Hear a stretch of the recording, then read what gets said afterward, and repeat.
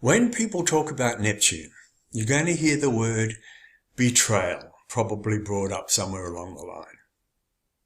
They're going to be saying things like, oh, you've got Neptune opposite your Venus, so you're open to betrayal or some kind of deception in your love life or in your relationships.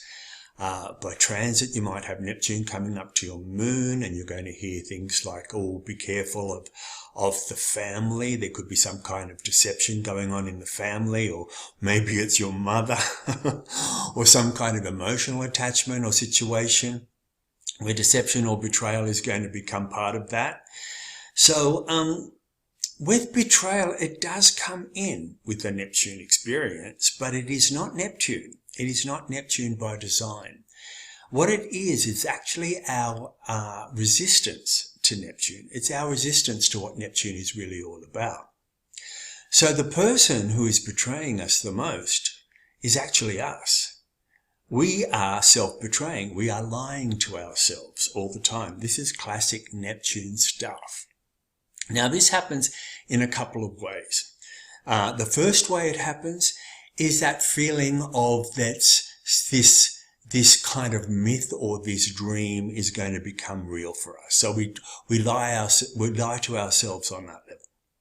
We're constantly thinking, you know, the white knight on the steed is going to gallop into our lives and carry me away, and we're going to live happily ever after. I'm going to get that dream job, you know, with all that money, and everything's going to fall into place beautifully.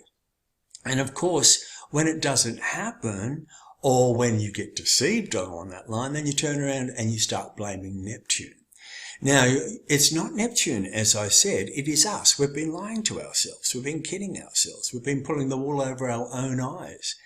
We've been making it look like that there's something out there that is going to make it happen for us, you know. It's going to fill that empty space inside of us. Another way we do it is by just living this Neptune kind of coma in our lives. We just go through our lives anesthetized, basically, drugged. You know, we're just kind of drifting through life and just kind of in this haze, this Neptunian haze, getting up every morning, going to work, going to a job that we don't particularly like, coming home, cooking the dinner and doing the same thing all again the next day.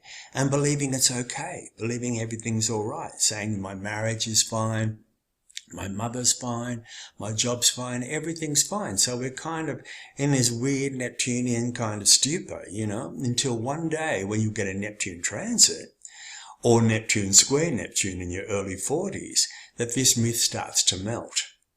And then all of a sudden, something happens around this sense of betrayal again. It's feeling like almost like life has betrayed you. But of course, you have betrayed yourself. You've been lying to yourself. So what I call it, you know, especially at the Neptune square Neptune transit in the early 40s, I call it the disintegration of the myth.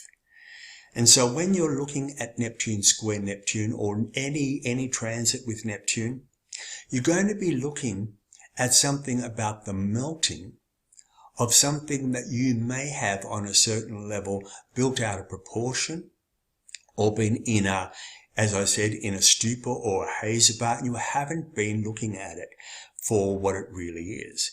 Now, Neptune is clarity. Neptune is actual clarity. You don't actually hear that word and Neptune in the same sentence, do you?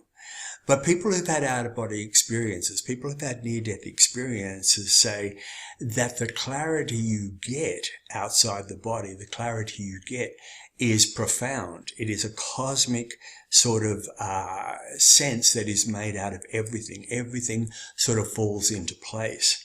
And so what we're turning to with Neptune is an inner place. It's never an outer place. Neptune doesn't do anything outside. We're always searching outside for Neptune. Of course we're going to be disappointed out there because it's not there.